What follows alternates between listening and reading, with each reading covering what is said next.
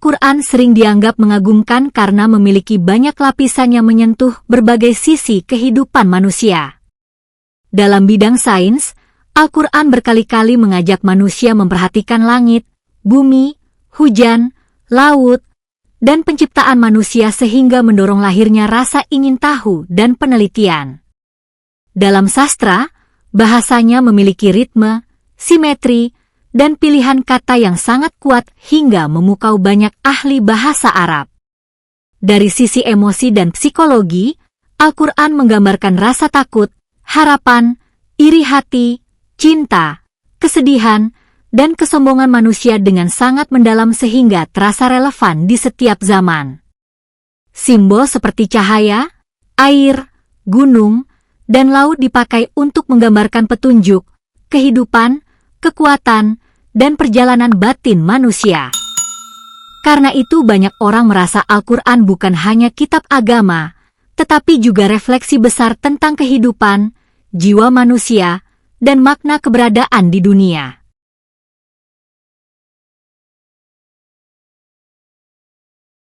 Pernah nggak sih Anda kepikiran, apa sih rahasianya sebuah teks bisa bertahan sampai ribuan tahun dan tetap aja bikin semua orang terpukau?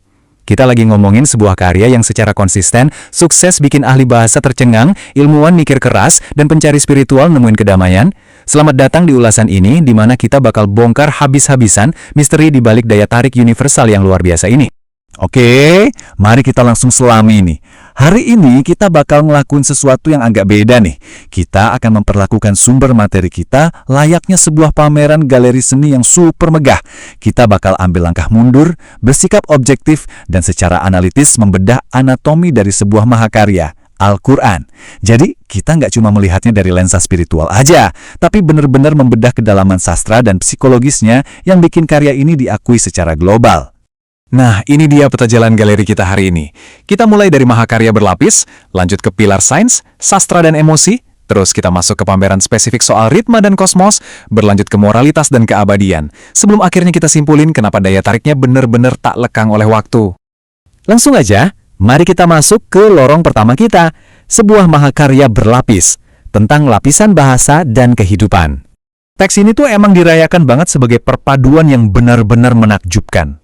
Tapi pernah nggak sih Anda nyadar gimana alam itu bisa, ngegambarin perasaan Anda yang paling dalam? Teks ini menggunakan elemen-elemen kayak cahaya, air yang mengalir, gunung yang kokoh, sampai lautan yang luas. Bukan cuma sekedar deskripsi fisik loh, semua itu dipakai sebagai peta buat perjalanan batin kita. Simbol-simbol ini merepresentasikan petunjuk, kekuatan, dan perjuangan jiwa kita. Makanya, nggak heran kalau banyak pembaca ngerasa ini tuh kayak cermin raksasa yang secara akurat mantulin jiwa manusia dan makna eksistensi kita di dunia. Dan itu ngebawa kita ke struktur analitis di tingkat makro. Kita masuk ke bagian kedua, sains, sastra, dan emosi. 3 pilar daya tarik utamanya. Sekarang, hal yang paling menarik dari slide ini adalah, coba deh perhatiin ketiga pilar ini. Gimana caranya teks ini bisa nyiptain keseimbangan yang nyaris mustahil? Di satu sisi, dia terus-terusan memicu rasa ingin tahu ilmiah kita buat ngeliat ke hamparan langit, ke dalamnya lautan, sampai ke proses penciptaan manusia itu sendiri. Terus di tengah, dari segi sastra, dia bikin para ahli geleng-geleng kepala karena ritmenya yang kompleks, simetri, dan pilihan katanya yang super presisi.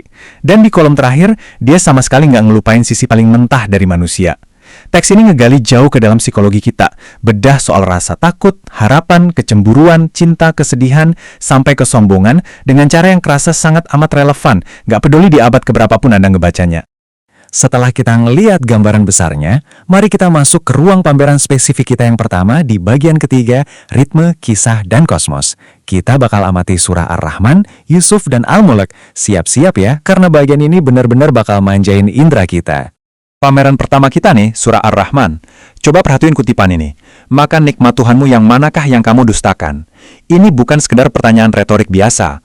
Pengulangannya yang berkali-kali di sepanjang bab, nyiptain ritme hipnotis yang benar-benar kedengaran kayak puisi yang hidup. Sambil kalimat ini diulang-ulang, teksnya ngelukis gambaran kosmos secara bersamaan. Mulai dari bintang-bintang, 2 lautan yang bertemu tapi nggak menyatu, surga, dan keseimbangan absolut dari sebuah penciptaan. Kombinasi bunyi dan makna ini nggak bangun efek emosional yang luar biasa artistik dan powerful banget. Dan ini secara brilian ngasih lihat kontras yang luar biasa pas kita geser ke pameran berikutnya, Surah Yusuf. Kalau Ar-Rahman itu kerasa kayak puisi kosmik, nah Surah Yusuf ini sering banget dianggap sama ahli sastra layaknya sebuah novel pendek yang strukturnya tuh sempurna tanpa celah. Coba lihat alur naratifnya.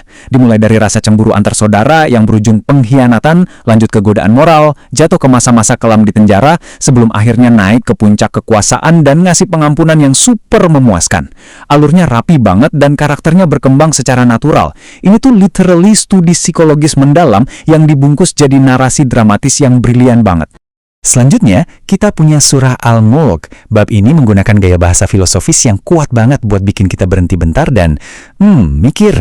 Dia ngajak kita buat merenungkan luasnya langit, misteri di balik siklus hidup dan mati, dan pastinya keteraturan alam yang gak ada cacatnya. Terus, dia ngelontarin pertanyaan yang tajam banget. Tidakkah kamu melihat sesuatu yang tidak seimbang? Gila kan? Ini tuh tantangan langsung buat akal manusia, nyuruh kita nyari kecacatan dalam desain kosmos, yang pada akhirnya cuma bakal bikin kita makin kagum sama penciptaan itu sendiri. Oke, sekarang kita beranjak ke lorong galeri berikutnya. Bagian 4, moralitas, emosi, dan keabadian. Di sini kita bakal mengeksplorasi surah An-Nur, Al-Hadid, Al-Waqiah, Maryam, dan Qaf. Pas masuk, kita langsung disambut sama surah An-Nur. Metafora utamanya ada di kalimat Allah adalah cahaya langit dan bumi. Ini tuh salah satu ayat paling dalam yang udah nginspirasi para filsuf selama berabad-abad. Tapi lucunya, di bab yang sama di mana teks ini ngebahas cahaya ilahi yang super megah di semesta, teks ini tiba-tiba turun ke bumi banget ngebahas soal etika ngetuk pintu rumah orang lain. Ya, beneran. Kita nemuin aturan soal ngejaga privasi, tata krama bertamu, sampai adab rumah tangga. Gimana caranya dia nyiimbangin filosofi kosmik tingkat tinggi dengan keseharian yang sangat membumi ini tuh bener-bener bikin geleng-geleng kepala. Nah, persis di sebelahnya ada surah Al-Hadid. Teks ini ngebingkai kehidupan dunia kita, ambisi buta kita, dan perlombaan tanpa henti buat ngejar status sosial itu cuma sebagai permainan yang sementara aja. Peringatan soal ilusi materialisme ini, jujur aja, kerasa kayak ditulis khusus buat budaya hustle dan era pamer di media sosial kita hari ini kan? Padahal usianya udah belasan abad loh. Ini bener-bener tamparan keras buat gaya hidup modern kita yang kadang terlalu capek ngejar harta benda. Terus suasananya berubah drastis pas kita masuk ke surah Al-Waqiah. Bahasa yang dipakai di sini tuh sinematik banget. Dia ngasih gambaran visual yang luar biasa kuat tentang momen kehancuran dunia. Pas kita baca, bahasanya tuh gerak cepat, intens, dan mendesak sampai-sampai Anda kayak bisa ngebayangin langsung umat manusia dipisah-pisahin dan penggambaran akhiratnya benar-benar berjatuhan nyata di depan mata Anda. Ini adalah contoh pemanfaatan citra visual pada kapasitas yang paling maksimal.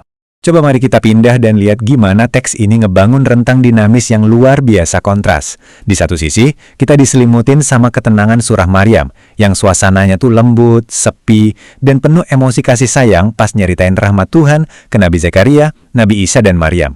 Ini nyentuh sisi paling lembut di hati kita. Tapi dalam sekejap mata, surah Qaf datang ngehantam kita pakai ritme cepat yang tajam, layaknya ketukan genderang. Fokusnya berat banget, soal kesadaran manusia, kematian, dan proses kebangkitan. Ini ngebuktiin betapa berkuasanya teks ini buat memanipulasi nada emosional pendengarnya. Hal ini ngebawa kita ke kesimpulan makro kita. Bagian 5, mengapa daya tariknya bertahan lama? Di sini kita ngelihat daya tarik universal dari mahakarya ini. Jadi, poin krusialnya di sini adalah daya tarik yang abadi ini sama sekali bukan kebetulan. Anda bisa ngelihat sendiri rumusnya, struktur sastra yang benar-benar rapi, pemahaman psikologi manusia yang super tajam, dan pastinya relevansi dengan era modern yang nggak bisa dibantah.